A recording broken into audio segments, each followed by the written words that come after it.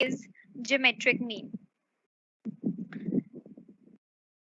What is a geometric mean? As you can see, geometric mean is defined as the nth root of the product of n items or values. So, geometric mean is the nth root of the product of n items और values. Geometric mean को हम लिख सकते हैं nth root of x1 multiplied by x2, x3, x4 till xn. So how to solve this geometric mean? Geometric mean के लिए देखो in real life scenario it's not possible to do. हम calculator में आप देखो कितनी वैल्यूज आप multiply करोगे एंड देन आप nth रूट लेकर आओगे, इसलिए इसको सिंपल करने के लिए हम geometric mean में log यूज करते हैं. So we take log on both sides. Log of geometric mean is equal to log x1 plus log x2 plus log xn divided by n. Again, log of geometric mean is summation log x divided by n. So this is just how to derive the formula. हमारे पास final formula geometric mean calculate करने के लिए individual series का है. Geometric mean होता है anti log of summation log x divided by n. Discrete series में क्या चेंज आएगा? We all know discrete and continuous series में फ्रीक्वेंसी आ जाती है, इसलिए geometric mean is anti log of summation f log x divided by n. Continuous series में anti log of summation f log m divided by n. So this is the formula for calculating geometric mean. अब हम geometric mean start करेंगे for all the three series. Individual में कैसे निकालेंगे, discrete में निकालेंगे कैसे, and continuous series में. Students, if you remember, हमने कल की क्लास में, previous क्लास में जब mathematics of finance करा था, then मैंने आप सबको बताया था कि हम log कैसे देखते हैं. It's very important to know how you can see the log values using the log table, because not just in your mathematics, आपको log stats में भी आएगा. जैसे अब geometric mean calculate करने के लिए आपको log देखना आना चाहिए, anti log भी पता होना चाहिए कैसे करते हैं. So those who were not there or not present in yesterday's class, I'll again show you just a quick recap हम कैसे देखते हैं. So आज बहुत ध्यान से देखिए कि log हम कैसे निकालते हैं, because if we don't know the log values, अगर हमें x का log ही नहीं पता, then we'll not be able to calculate the geometric mean. Geometric mean के लिए important है कि हम anti log और log values देखना जानते हों. Right? Start करें एक example से. Start like always, हम individual series से start करते हैं. Calculate the geometric mean of the following data. अब हमारे पास individual observation है सिर्फ 2, 4 and 8. हमें क्या निकालना है? geometric mean. पहले तो यहाँ पर देखो individual observation का formula क्या होता है? anti log of summation log x by n. अब यहाँ पर हमारे पास x values given है 2, 4 and 8. हम log x का समेशन करेंगे तो हमारे को log x पता होना चाहिए, log 2 की वैल्यू क्या होती है, log 4 की वैल्यू क्या होती है, log 8 की वैल्यू क्या होती है, एंड देन इन सारी वैल्यूज का टोटल करेंगे, समेशन log x आएगा divided by n. n is the number of observation. कितनी ऑब्जर्वेशंस हैं? 3, 2, 4, 8, 3 हमारे पास डेटा है, 3 सीरीज है, 3 number of observation है. So this value is 0.60206. Now anti-log of this value is our geometric mean. So सबसे पहले मैं आपको बताती हूँ कि हम log values कैसे निकालते हैं. log 2 कैसे निकालेंगे, log 4 कैसे निकालेंगे, log 8 कैसे निकालेंगे.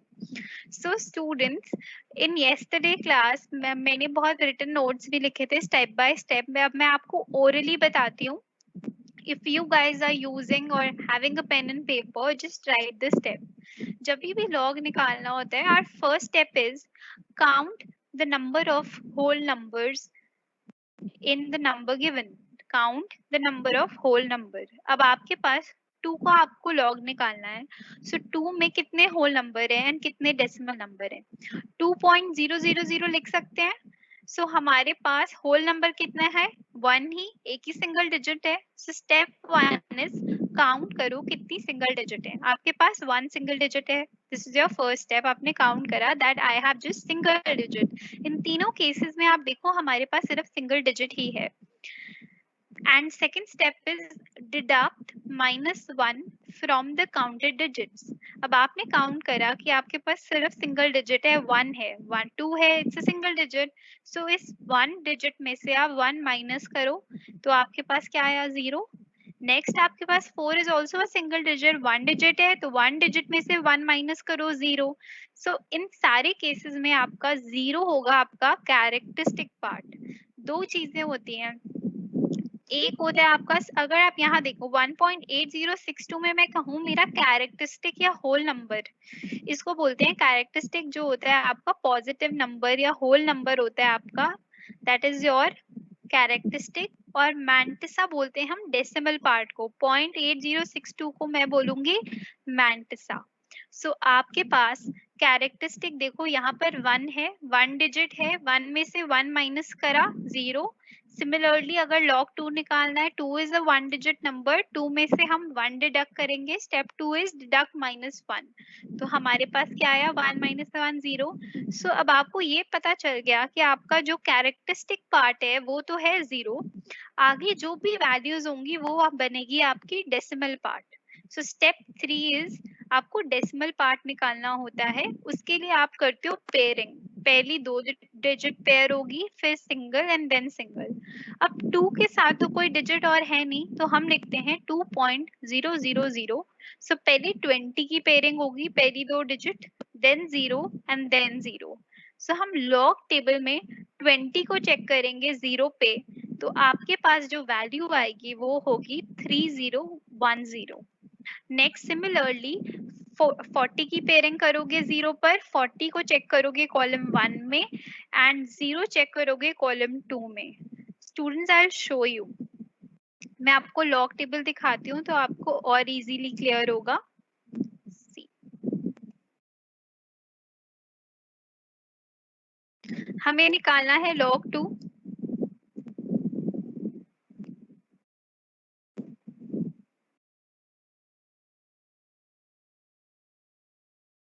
देखिए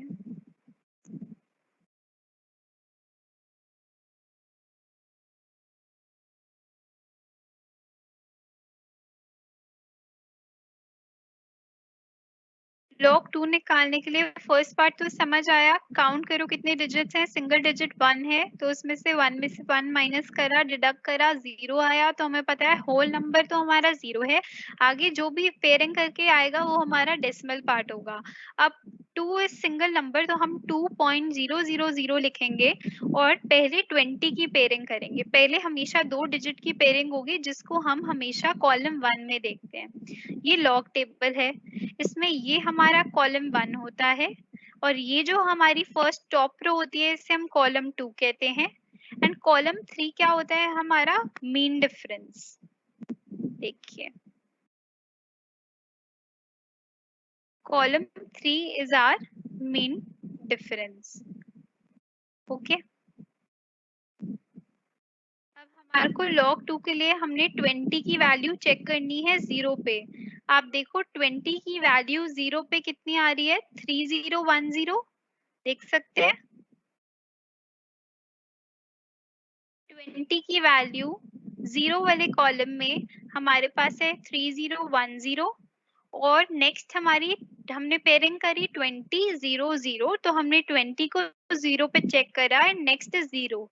मीन डिफरेंस में कोई भी 0 की वैल्यू नहीं होती, मीन डिफरेंस स्टार्ट ही 1 से होता है, इसलिए हम इसको जो हमारा 20 की 0 पे वैल्यू आती है वही हमारा फाइनल आंसर होता है।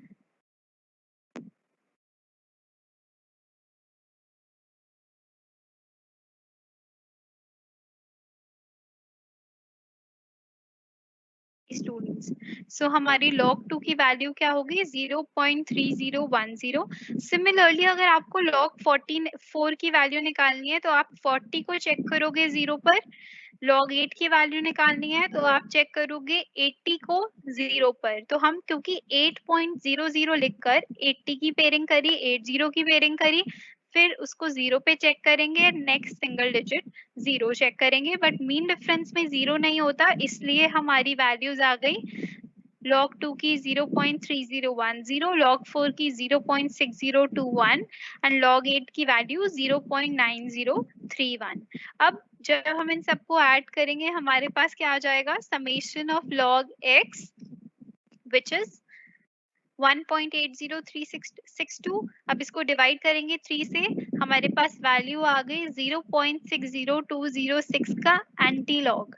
जैसे अभी हमने लॉग देखा, अब हम चेक करेंगे एंटी लॉग। अब एंटी लॉग देखने के लिए हम एंटी लॉग टेबल यूज करेंगे।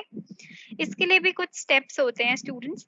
यहाँ पर एंटी लॉग देखने के लिए सबसे पहले देखो आपका जो होल नंबर है, characteristic part before decimal, decimal से पहले हमारे पास क्या वैल्यू है। लॉग में हमेशा डिजिट काउंट होगी, बट एंटी लॉग में नंबर देखोगे। अगर यहाँ पर हमारा एंटी लॉग 5.60206 होता तो मैं 5 में 1 ऐड करती विच इज 6। अब यहाँ पर हम मेरे पास 0 है, तो सेकंड स्टेप क्या होता है, ऐड 1। लॉग में डिडक्ट -1, एंटी लॉग में हम ऐड करते हैं +1। तो 0 + 1 हमने करा, हमारे पास क्या आया 1। सो 10 की पावर 1 लिख दो एक साइड पर। अब एंटी लॉग देखने के लिए आप पेयरिंग करेंगे हम, जैसे लॉग में करते हैं, पहले 2 डिजिट्स को पेयर करो, फिर सिंगल डिजिट, फिर सिंगल डिजिट।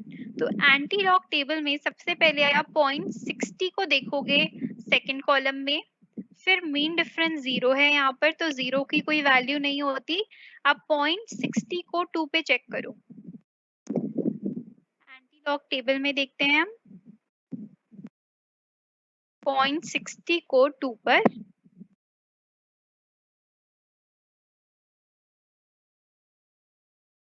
अब देखो स्टूडेंट्स, यहाँ हमारे पास एंटी लॉग टेबल है, इसे हम बोलते हैं column 1, this is our column 1, this is our column 2 और mean difference is our column 3। अब हमें देखना है 0.60 की वैल्यू 2 पर विच इज 60। 0.60 को सेकंड कॉलम में देखो क्या आ रहा है, 0.399। 0.60 की वैल्यू सेकंड कॉलम में हम देखेंगे 2 पर आ रही है हमारे पास 3999 और मीन डिफरेंस 0 है हमारे पास वहां पर, तो 0 की कोई वैल्यू नहीं होती।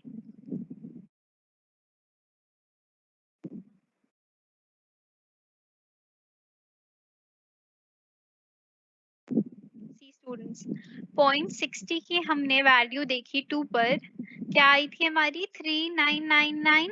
अब हमने जब होल नंबर में 1 ऐड करा तो 10 की पावर 2 करा, 10 की पावर 1 करा था, तो 399 जो भी आपके पास वैल्यू आई उसको मल्टीप्लाई करो 10 की पावर 1, मतलब 10 से मल्टीप्लाई करेंगे तो हमारे पास आंसर आया 3.999। So anti log of 3.999 is 4। हम लिख सकते हैं 3.9 को। So that's how we can see the log values and anti-log values using the log tables and anti-log tables. So अब हमारा geometric mean आ गया using individual series.